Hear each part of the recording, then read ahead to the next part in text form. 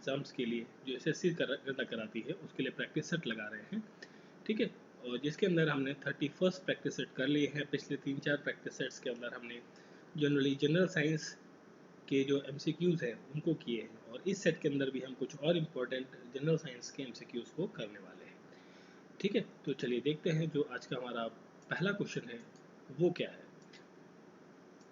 तो देखिए पहला क्वेश्चन है ये, arthritis is caused by the depletion of which of the following in the joints of the body. Body जो हमारी ह्यूमन बॉडी है उसके अंदर आर्थराइटिस की जो बीमारी है वो किसकी कमी से होती है, मतलब कौन सी चीज़ कम हो जाए बॉडी के अंदर जब आर्थराइटिस आपको देखने को मिलता है, ठीक है। तो आर्थराइटिस जो है इसे बेसिकली एक और टर्म के नाम से जाना जाता है, उसे कहते हैं इन्फ्लेमेशन इन द जॉइंट्स, ठीक है। दिस इज ऑल्सो कहा जाएगा जो एक और टर्म इन्फ्लेमेशन ऑफ जॉइंट्स अगर जो हो तो उसे कहा जाता है आर्थराइटिस, मतलब घुटनों की बीमारियां, आपके घुटनों में दर्द हो रहा है। तो ये होता है बेसिकली जब यूरिक एसिड, आपका जो यूरिक एसिड के क्रिस्टल्स जो है जॉइंट्स के अंदर उनकी क्या हो जाता है, डिपोजिशन हो जाता है। मतलब यूरिक एसिड का जो option number B, uric acid के जो क्रिस्टल्स हैं बेसिकली, ठीक है, ये डिपॉजिट हो जाते हैं कहाँ पर, जॉइंट्स पर, ठीक है। जिसकी वजह से स्टिफनेस जो जॉइंट्स के अंदर है और स्टिफनेस जो है वो बढ़ जाती है, जिसकी वजह से आपका पेन बढ़ जाता है, आपकी स्वेलिंग आ जाती है पैरों के अंदर, ठीक है। ये सब चीज़ें आपको देखने को मिलती है। क्वेश्चन का correct answer option number B, uric acid, ठीक है। चलिए फिर देखते हैं नेक्स्ट क्वेश्चन। तो नेक्स्ट क्वेश्चन है हमारा, Which one of the following organ is responsible for detoxification of alcohol? Detoxification of alcohol के लिए कौन सा ह्यूमन बॉडी का जो ऑर्गन है वो रिस्पॉन्सिबल होता है? वो होता है ऑप्शन नंबर ए, लीवर, ठीक है। लीवर जो है एक तरीके से आपका फिल्टर की तरह काम करता है, जैसे आपका वाटर फिल्टर होता है ना, पानी का फिल्टर जो पानी को साफ करता है, वैसे ही ये आपका काम करता है फिल्टर की तरह, और डिटॉक्सिफाई करता है ये किसको, एल्कोहल को, डिटॉक्सिफाई करता है एल्कोहल को, ठीक है। किसकी हेल्प से ये हेल्प लेता है, किसकी, एंजाइम्स की, कुछ एंजाइम्स की हेल्प लेता है, और प्लस ये हेल्प लेता है ऑक्सीजन की, एंजाइम्स और ऑक्सीजन की हेल्प से ये अल्कोहल को क्या करता है, डिटॉक्सिफाई करता है, कौन, लीवर, ठीक है।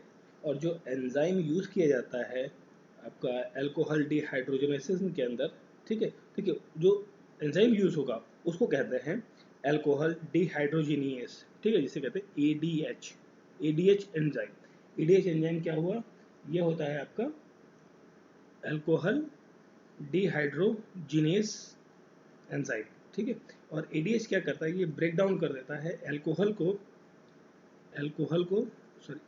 को, ठीक है, इनटू एसिटाल्डिहाइड, एसिटाल्डिहाइड के अंदर ये ब्रेक डाउन कर देता है। उसके बाद उससे जो है एंजाइम फिर आगे से तोड़कर क्या बना देते हैं, एसीटेट बना देते हैं, ठीक है। एसीटेट बनाने के बाद इसे जो मेटाबॉलिज्म के अंदर, जब पेट के अंदर पचता है, चीज़ें डाइजेस्ट होती हैं, तो वहाँ पर एक कार्बन डाइऑक्साइड और प्लस वाटर के फॉर्म में कन्वर्ट हो जाता है, ठीक है। तो क्वेश्चन का correct answer option number A, liver. Next question है, dengue is a fever caused and transmitted by. Dengue जो फीवर है आपका वो किसके द्वारा होता है और क्यों फैलता है, ऐसा पूछा गया है इसके अंदर। तो डेंगू जो फैलता है आपका ये बेसिकली क्या है, डेंगू फीवर बेसिकली एक वायरस है जो फैलता है फीमेल एडीज मॉस्किटो के थ्रू, ठीक है। That is not a bacteria, fungi, protozoa नहीं है, दैट इज़ द वायरस, ठीक है। बाकी तो 2 मैचेस में बन रहे हैं female Aedes mosquito, but that is a virus not a fungus, ठीक है। तो option A is the correct answer, ठीक है। ये एक मॉस्किटो बॉर्न ट्रॉपिकल डिजीज़ है जो जिसे कहते हैं डेंगू फीवर, ठीक है। ये स्प्रेड होती है पर्टिकुलर मॉस्किटो के बारे में हम जानते ही हैं। इस फीवर के अंदर जो है हाई फीवर आपको देखने को मिलता है जब डेंगू होता है किसी को, तो यहाँ पर जो फीवर है वो हाई लेवल में देखने को मिलता है, बहुत तेज़ बुखार होगा, आपको हेडेक होंगे, ठीक है, वॉमिटिंग भी होंगी, उल्टियाँ भी होंगी आपको, ठीक है, मसल्स जो है वो पेन होंगी आपकी, ठीक है, और जॉइंट्स में भी पेन्स देखने को मिलता है, मतलब जो हड्डियाँ वगैरह हैं उनमें पेन्स देखने को मिलता है, ठीक है। तो option A is the correct answer. Next question है हमारा, विच of the following parasite of the case of malaria in India. मतलब कौन सा पैरासाइट, देखिए पी फॉर पैरासाइट, तो पैरासाइट जो है वो कौन सा पैरासाइट जो है इंडिया के अंदर मलेरिया को कॉज करने वाला है, ठीक है, तो वो है आपका ऑप्शन बी, ठीक है, P vivax, option B is the correct answer. P for आपका इसे कहते हैं पी प्लाज्मोडियम, पी का मतलब होता है प्लाज्मोडियम ग्रुप, प्लाज्मोडियम ग्रुप, ठीक है। अब प्लाज्मोडियम विविक्स जो है, विविक्स विविक्स, ठीक है, ये जो है ये भारत के अंदर मलेरिया के केसेस को बढ़ाने में, मलेरिया के केसेस को लाने में काफ़ी ज़्यादा रिस्पॉन्सिबल है। इसकी वजह से भारत के अंदर 65% केसेस जो है मलेरिया के वो देखने को मिलते हैं। Option B is the correct answer. Next question है एंथोफोबिया। एंथोफोबिया, एंथोफोबिया बेसिकली किस चीज़ का फियर है ये पूछा गया। एंथोफोबिया जो है ये एक फियर है बेसिकली, किस मतलब फियर क्या इन द सेंस कि कह लीजिए आप एलर्जी है ना, जैसे किसी को किसी चीज़ से एलर्जी होती है तो ये वो चीज़ है। एंथोफोबिया होता है फ्लावर्स से, फूलों की एलर्जी है बेसिकली, उससे डर लगता है, मतलब इसमें इरिटेशन होती है फ्लावर्स से, ठीक है, उसे कहते हैं एंथोफोबिया। इसमें पेशेंट जो है सफ़र करता है एक अलग टाइप की एनग्जाइटी को, एनग्जाइटी इन द सेंस की बेचैनी को फील करता है, ठीक है, जब वो फ्लावर उसके फेस पर या उसके आसपास में पहुंचते हैं, उसके नियर बाई सराउंडिंग में पहुंचते हैं, ठीक है। तो क्वेश्चन का correct answer option number C, flower. Next है आपका सिलोसिस। सिलोसिस क्या है? देखिए सिलोसिस जो है एक बीमारी है जो कि रिलेटेड है किससे, लंग से, ठीक है। तो option C is the correct answer, sorry यहाँ पर बी होगा, ठीक है, दैट्स सी। तो option B is the correct answer, lungs. Lungs से संबंधित एक बीमारी है सिलोसिस, इसे आप एक और नाम से जानते हैं सिलोसिस को, वो कहता जाता है पॉटर्स रॉट, पॉटर्स रॉट के नाम से जाना जाता है सिलोसिस को, ठीक है। ये लंग्स के अंदर होती है बेसिकली। इसके अंदर जब इन्हेलेशन करते हैं, जब हम सांस लेते हैं तो सिलिका डस्ट के जो क्रिस्टल्स हैं वो हमारी बॉडी के अंदर चले जाते हैं, उसकी वजह से जो एक इन्फ्लेमेशन, जलन की फीलिंग आती है, आपकी ब्रीदिंग प्रॉब्लम्स होती हैं आपको, तो वो आपको यहाँ पर देखने को मिलती है सिलोसिस, ठीक है। ये आपकी रेस्पिरेटरी डिजीज है बेसिकली, लंग से संबंधित है। बहुत ही simple question, deficiency of iodine से कौन सी बीमारी होती है, दैट इज ग्वाइटर, घेंघा जिसे कहते हैं हम, ठीक है। ग्वाइटर आपको देखने को मिलता है। ग्वाइटर में क्या होता है कि abnormal enlargement of thyroid gland हो जाता है, मतलब जो थायराइड ग्लैंड है ना आपका, जो गले में थायराइड ग्लैंड होता है नेक में, तो उसका जो साइज है वो अचानक से क्या हो जाता है, बहुत ज़्यादा बढ़ जाता है। किसी कमी से, आयोडीन की कमी से। कहते हैं ना कि भाई आपके नमक में आयोडीन है, ठीक है, पहले तो मतलब आया करता था ना आयोडीन वाला ऐड, आजकल तो आपके नमक में क्या है, आपके टूथपेस्ट में नमक है, ऐसा वाला कुछ ऐड आने लग गया है, ठीक है। तो आयोडीन वही वाला है आपका, ठीक है। नेक्स्ट क्वेश्चन एमआरआई के बारे में पूछा गया है कि एमआरआई जो टूल है बेसिकली इसका मतलब क्या होता है, फुल फॉर्म पूछा है एमआरआई का, तो इसका मतलब होता है मैग्नेटिक रेजोनेंस इमेजिंग। देखिए कहाँ पर लिखा हुआ है, magnetic resonance imaging, option number C is correct answer, ठीक है। अब एमआरआई जो है ये बेसिकली मेडिकल टेक्निक है इमेज निकालने की, और इसे यूज़ किया जाता है इन द रेडियोलॉजी के अंदर। कहाँ पे यूज़ किया जाता है, रेडियोलॉजी के अंदर, रेडियोलॉजी के अंदर, ठीक है। अब इसमें क्या होती है, जो आपकी बॉडी है, इंटरनल बॉडी पार्ट, उसमें क्या लिया जाता है, एक पिक्चर ली जाती है, और फिजियोलॉजिकल प्रोसेसेस के लिए, मतलब जो आपकी बॉडी के अंदर कोई प्रॉब्लम है उसको डिटेक्ट करने के लिए इसको एमआरआई को कराया जाता है। अभी इसके अंदर जो है स्ट्रॉन्ग मैग्नेटिक, कौन सी मैग्नेटिक, मतलब देखिए वेव्स की हम बात करें तो कौन सी वेव्स रहती है, इसके अंदर एक स्ट्रॉन्ग मैग्नेटिक फील्ड आपको देखने को मिलेगा, ठीक है, रेडियो वेव्स आपको देखने को मिलेंगी। अब रेडियो वेव्स और मैग्नेटिक फील्ड ये दोनों मिलकर जो है एक इमेज जनरेट करती हैं बॉडी के इंटरनल पार्ट की, ठीक है। तो जनरली एमआरआई कहाँ कराया जाता है, आपके जो हेड वाला है एरिया है, हेड का जो पोर्शन है, सिर वाला पोर्शन, क्योंकि वो कॉम्प्लेक्स पोर्शन होता है, वो जनरली एक्सरेज में विजिबल नहीं हो पाता इफ इन केस, तो वहाँ पर ये सजेस्ट किया जाता है एमआरआई, ठीक है। नेक्स्ट है बीएमडी टेस्ट। अब देखिए बीएमडी टेस्ट जो है किस चीज़ को डायग्नोस करने के लिए यूज़ किया जाता है। बीएमडी टेस्ट एक्चुअली होता है आपका ऑस्टियोफ्रोसिस के लिए, ठीक है, osteoporosis, option number C, B is the correct answer. अब बीएमडी में क्या होता है कि बोन मिनरल डेंसिटी टेस्ट होता है, इसे कहते हैं बोन मिनरल डेंसिटी टेस्ट, ठीक है। इसके अंदर ये चेक किया जाता है कि बॉडी के अंदर जो कैल्शियम है या अदर टाइप्स के मिनरल्स हैं, ठीक है, वो बॉडी के अंदर, बोन्स के अंदर, हड्डियों के अंदर कितने मौजूद हैं, कितनी क्वांटिटी में है, कितने परसेंटेज में है, उसको टेस्ट आउट किया जाता है, ठीक है। अब इसकी हेल्प से जो डिटेक्ट की जाती है एस्ट्रोफोरोसिस, ठीक है, एस्ट्रोफोरोसिस। अब ये एक्चुअली बोन फ्रैक्चर के रिस्क को मैनेज करता है, ठीक है। तो बेसिकली ये हड्डियों से रिलेटेड एक टेस्ट है, ठीक है, बोन्स, BMD टेस्ट। फिर देखिए नेक्स्ट क्वेश्चन है इटाई इटाई डिजीज। जो इटाई इटाई डिजीज है is caused by the chronic poisoning of, किस चीज़ की पॉइजनिंग की वजह से होती है? इटाई इटाई डिजीज जो है ये आपको हो सकती है जब आप कैडमियम का कंजप्शन कर लें, ठीक है, तो मास कंजप्शन हो जाए कैडमियम का, ठीक है, तो उसकी वजह से आपको देखने को मिलता है इटाई इटाई डिजीज, ठीक है। और इसके अंदर जो है कैडमियम की वजह से, कैडमियम पॉइजनिंग की वजह से जो वीक है या ब्रिटल बोन्स, मतलब जो हड्डियाँ हैं आपकी वो क्या काफ़ी कमज़ोर हो जाती हैं, बहुत हल्का सा झटका लगा या कुछ प्रेशर लगा हल्का सा तो क्या हो जाती है, ब्रेक डाउन हो जाती है, टूट जाती है, ठीक है। नेक्स्ट है DPT वैक्सीन। DPT वैक्सीन जो है ये यूज़ की जाती है आपकी डिप्थीरिया, फ्लोसिस और टेटनस के लिए, ठीक है। तो option number A is the correct answer, ठीक है, option A is correct answer. ये बेसिकली DPT, देखिए DPT की बात कर रहे थे ना, तो देखिए डी से हो गया डिप्थीरिया, पी से हो गया पर्ट्योसिस और टी से हो गया टेटनस, ठीक है। तो ये फुल फॉर्म हो गया एक तरीके से DPT vaccine, combination of vaccine है जो इन्फेक्शियस डिजीज के लिए लगाई जाती है, ठीक है। फिर देखिए नेक्स्ट क्वेश्चन है ब्लू बेबी पॉल्यूशन डिजीज। जो ब्लू बेबी डिजीज होती है या ब्लू बेबी सिंड्रोम जिसे कहते हैं, ठीक है, ये किसकी वजह से होता है, किस चीज़ की एक्सेसिव प्रेजेंस होगी अगर जो वाटर के अंदर, ठीक है, तो उसकी वजह से ब्लू बेबी सिंड्रोम या ब्लू बेबी पोल्यूशन डिजीज आपको देखने को मिलती है। तो वो एलिमेंट है नाइट्राइट। कई बार कंफ्यूजन ये हो जाती है कि एक होता है नाइट्राइट, नाइट्राइट, ठीक है, ऑप्शन में नाइट्राइट भी दिया होगा, नाइट्रेट भी दिया होगा, बट हमेशा ध्यान रखना है रेट होता है RATE, नाइट्रेट, नॉट नाइट्राइट। इसे ऑप्शन अगर जो आपने लगाया तो गलत हो जाएगा, ठीक है।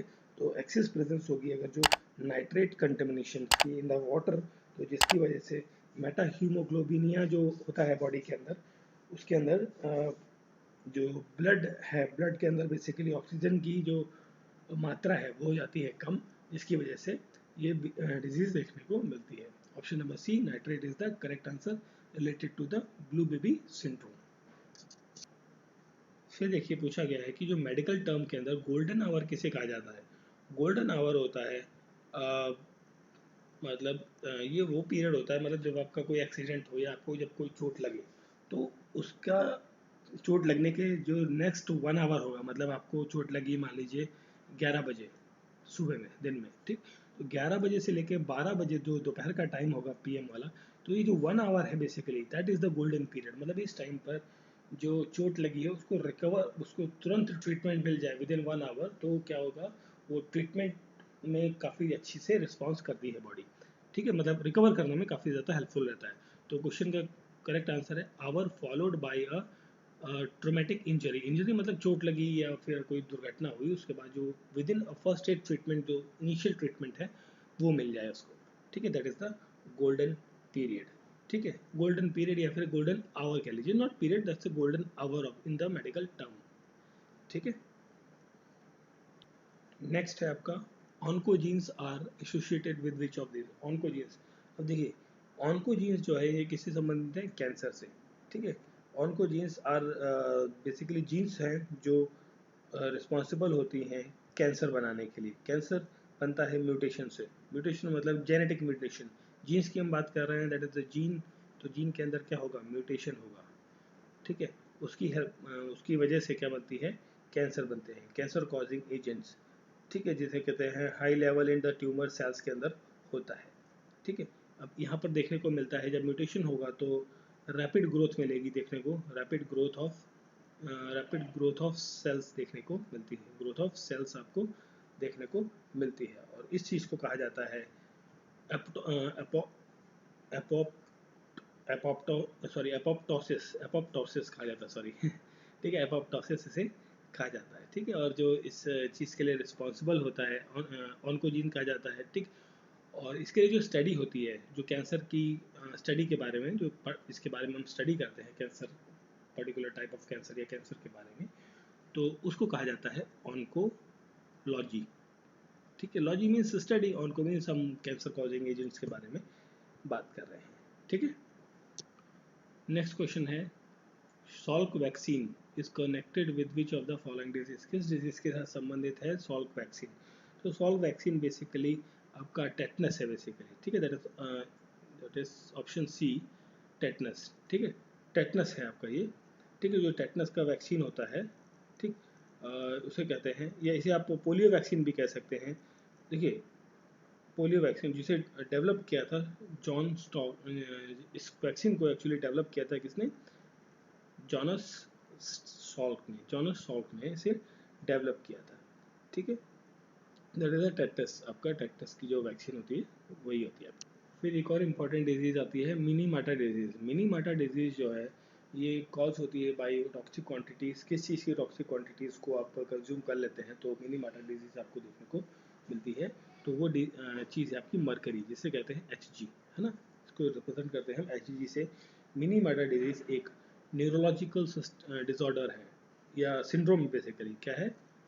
न्यूरोलॉजिकल सिंड्रोम है ये, न्यूरोलॉजिकल सिंड्रोम है, सिंड्रोम, ठीक है, दिस न्यूरोलॉजिकल सिंड्रोम।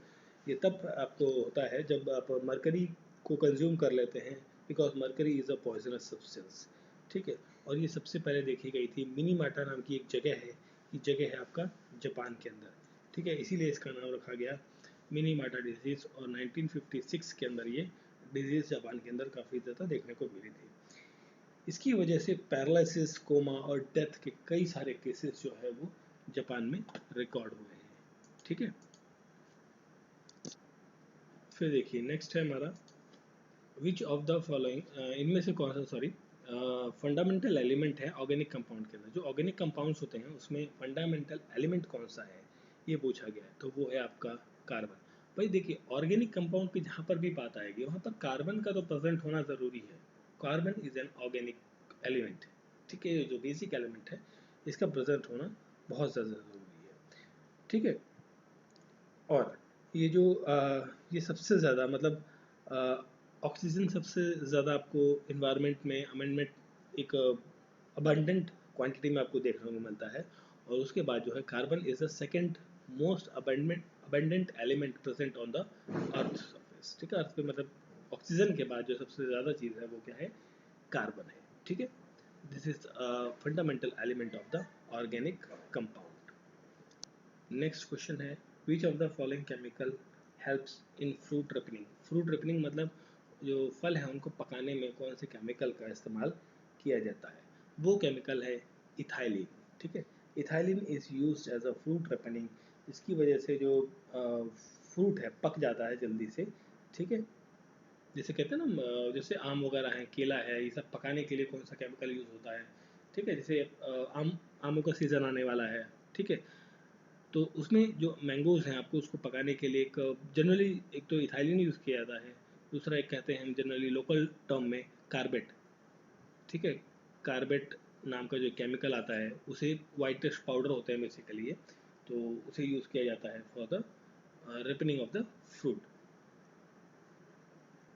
फिर देखिए नेक्स्ट है, which one of the following catalyst is used for hydrogenation of vegetable oil? vegetable oils के hydrogenation के लिए कौन सा केमिकल यूज़ किया जाता है? वो यूज़ किया जाता है nickel, option B is the correct answer, ठीक है। अब हाइड्रोजनेशन के अंदर मतलब ट्रीटमेंट होता है विद हाइड्रोजन के साथ, ऐसा केमिकल रिएक्शन कराई जाती है मॉलिक्यूलर हाइड्रोजन की विद अदर कंपाउंड्स के साथ में, और किसकी प्रेजेंस में, जैसे आपका निकल हो गया, निकल के साथ में, और निकल नहीं होगा तो उसकी जगह पैलेडियम को यूज़ कर सकते हैं, पैलेडियम, या फिर प्लेटिनम, प्लेटिनम को भी यूज़ किया जा सकता है। तो तीनों कंपाउंड जो है हाइड्रोजनेटिंग एजेंट की तरह काम करते हैं। These are the catalyst. Catalyst क्या होते हैं? जो कैटलिस्ट वो चीज़ें होती हैं, वो एलिमेंट्स होते हैं जो कि रेट ऑफ रिएक्शन को क्या कर देते हैं? इंक्रीज कर देते हैं, ठीक है। नेक्स्ट है आपका डिकम्पोजिशन ऑफ, अगर जो हम किसी कोई भी पदार्थ है उसका डिकम्पोजिशन होता है, तो डिकम्पोजिशन होने पर कौन सी चीज़ निकलती है जिसका इस्तेमाल प्रिंटिंग इंक में किया जाता है? वो होती है मीथेन। मीथेन का जो केमिकल फॉर्मूला है CH4 है, ठीक है। जब डिकम्पोजिशन होगा किसी भी ऑर्गेनिक कंपाउंड का तो वहाँ से जो गैस निकलेगी दैट इज द मीथेन, उसे यूज़ किया जाता है प्रिंटिंग इंक के अंदर, ठीक है, क्लियर। और एक होता है कार्बन टेट्राक्लोराइड जिसे कहते हैं CCl4, ठीक है। तो कार्बन टेट्राक्लोराइड जो है ये यूज़ किया जाता है एज अ क्लीनिंग फ्लूइड के तरीके से, क्लीनिंग फ्लूइड की तरह यूज़ किया जाता है इसे, और इसे आपका फायर एक्सटिंग्विशर के अंदर भी इसे इस्तेमाल किया जाता है। ठीक है, तो क्वेश्चन का correct answer option number A, methane. Next question है fermentation of sugar leads to, sugar का जब फर्मेंटेशन होगा तो आपको क्या देखने को मिलता है। तो फर्मेंटेशन बेसिकली क्या है, एक मेटाबॉलिक प्रोसेस है। This is a metabolic process, metabolic process है मतलब पचने वाला एक प्रक्रिया है जिसके अंदर केमिकल प्रोड्यूस होते हैं with the help of enzymes भी लगते हैं यहाँ पर। तो यहाँ पर जो प्रोड्यूस होता है that is the ethyl alcohol, ethyl alcohol C2H5OH। ठीक है, इथाइल अल्कोहल जो है वो फॉर्म होता है शुगर का या जब फर्मेंटेशन होता है। ठीक है, फिर देखिए नेक्स्ट क्वेश्चन में पूछा गया है कि what is the polymer of natural rubber. Natural rubber जो होती है उसका पॉलीमर क्या है। पॉलीमर मतलब क्या होता है कि एक लॉन्ग चेन होती है, एक लंबी चेन किसकी, कार्बन और हाइड्रोजन की, इन दोनों की एक लंबी चेन, इस तरीके से एक लंबी चेन बनी होती है, that is called polymer. Natural rubber का जो पॉलीमर है वो क्या है ये पूछा गया है इसमें। तो नेचुरल रबर का पॉलीमर होता है isoprene. Isoprene is the natural rubbers polymer, आपको ध्यान रखना है। ठीक है, क्लियर। चलिए फिर आगे बढ़ते हैं कि कौन सा पॉलीमर यूज़ किया जाता है नॉन स्टिक सरफेस में। मतलब जो आप घरों में बर्तन इस्तेमाल करते हैं नॉन स्टिक वाले, तो वहाँ पर जो सरफेस होता है उस पर कौन सी किस मटेरियल की या किस चीज़ की कोटिंग की जाती है। ठीक है, अब सभी को पता होगा वहाँ पर कोटिंग होती है किसकी, टेफ्लॉन की। ठीक है, टेफ्लॉन की कोटिंग होती है यहाँ पर, और इसे कहते हैं पॉलीटेट्राफ्लोरोइथाइलिन। ठीक है, इसे कहते हैं PPT, sorry not PPT, PTFE।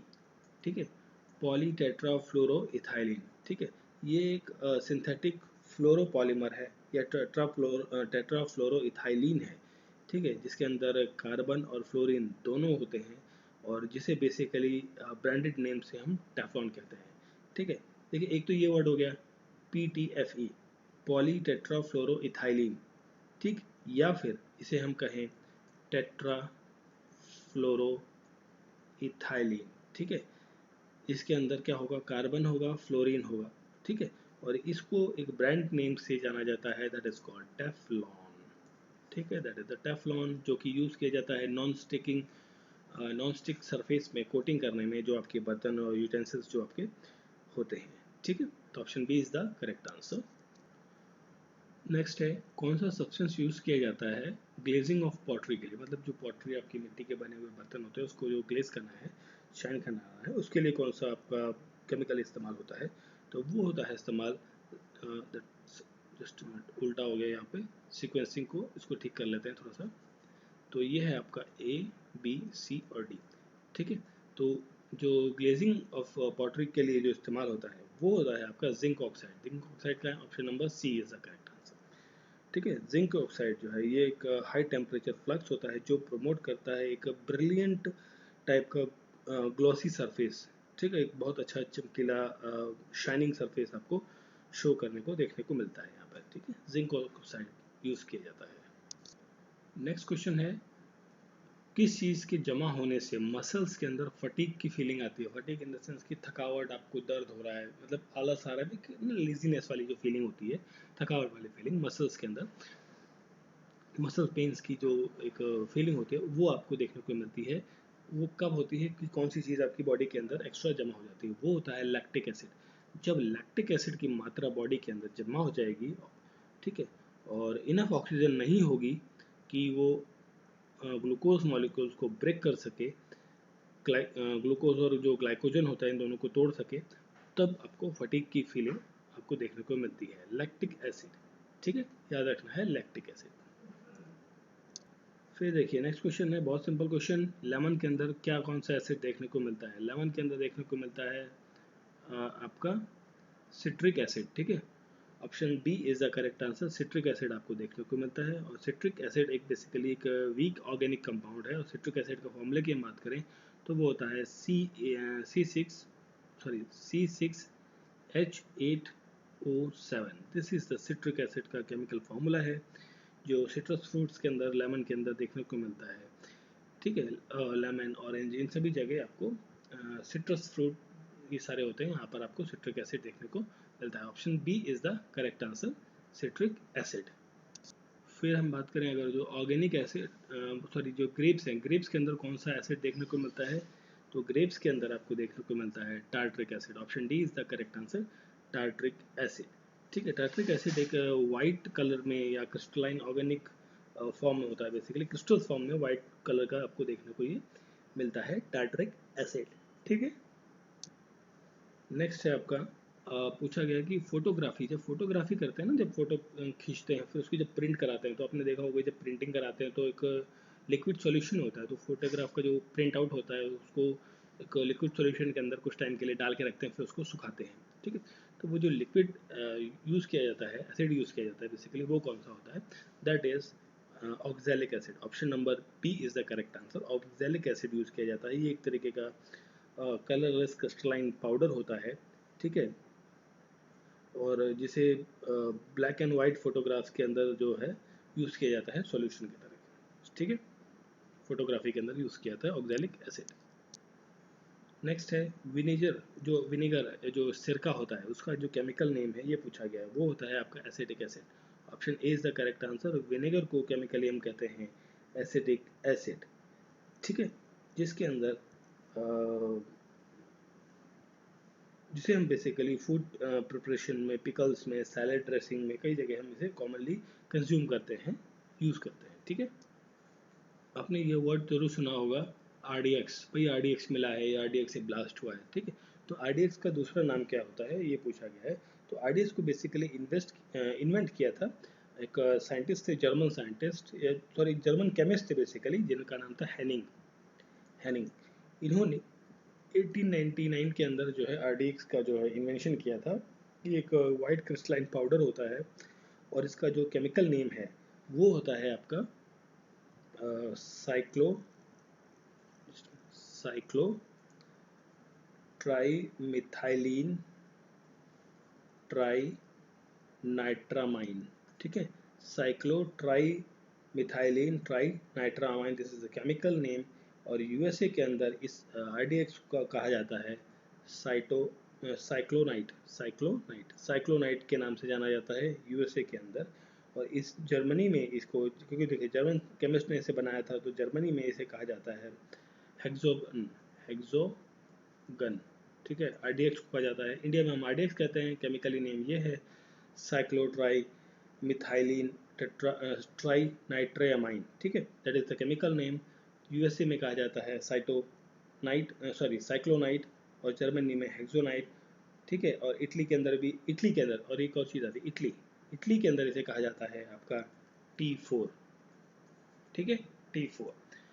अब RDX का अनदर नेम, अब देखिए ये तीन नाम आपको पता लग गए, तीन चार नाम, तो क्वेश्चन का करेक्ट आंसर क्या होगा यहाँ पर जो हमारा मैच बन रहा है, that is go with the option number D, जो यूएसए में साइक्लोनाइट के नाम से इसे जाना जाता है।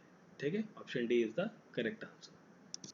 नेक्स्ट क्वेश्चन है आपका, द रेट ऑफ रिएक्शन जो है वो स्लो होता है in organic compound. Organic compound के अंदर जो रेट ऑफ रिएक्शन है वो स्लो देखने को मिलता है as compare to the others. ऐसा क्यों है ये पूछा गया है। तो ऐसा इसलिए है क्योंकि यहाँ पर जो कोवेलेंट बॉन्ड्स होते हैं, ठीक है, कोवेलेंट बॉन्ड, तो option D is the correct answer. Covalent bonds जो हैं वो क्या होते हैं, वो एक्चुअली जो कोवेलेंट बॉन्ड की वजह से ये ऑर्गेनिक रिएक्शन जो है basically rate of reaction weak देखने को मिलती है, क्योंकि ये जो होते हैं यहाँ पे हार्ड होते हैं, these are harder to break. मतलब कोवेलेंट बॉन्ड्स जो हैं ये हार्ड होते हैं, इनको तोड़ना इतना आसान नहीं होता as compare to the ionic bond. तो कोवेलेंट बॉन्ड होता है, एक होता है आयोनिक बॉन्ड। तो आयोनिक बॉन्ड्स में आयंस के फॉर्म में ऑलरेडी वो टूटे हुए हैं, तो उनको और तोड़ने में ज़्यादा मेहनत नहीं लगती। कोवेलेंट बॉन्ड में दोनों ज्वाइंट होते हैं, तो उनको ब्रेक करने में, दो चीज़ें आपस में अच्छे से पैक्ड है, चिपकी हुई हैं, तो उनको आपको ब्रेक करना है, तो उसमें आपको क्या एक्स्ट्रा मेहनत लगेगी, एक्स्ट्रा टाइम लगेगा, एक्स्ट्रा एनर्जी आपको देनी पड़ेगी। तो इस वजह से जो रेट ऑफ रिएक्शन है वो स्लो देखने को मिलता है कोवेलेंट बॉन्ड की वजह से। देखिए ऑर्गेनिक कंपाउंड के अंदर कोवेलेंट बॉन्ड देखने को मिलता है, इनऑर्गेनिक कंपाउंड्स में आयनिक बॉन्ड देखने को मिलता है। ठीक है, तो ये था आपका प्रैक्टिस सेट नंबर 32, जिसके अंदर जीएस में हमने बायो और केमिस्ट्री से रिलेटेड कुछ और इंपॉर्टेंट क्वेश्चंस को कवर किया है। ठीक है, मिलते हैं नेक्स्ट वीडियो में। Thank you for watching.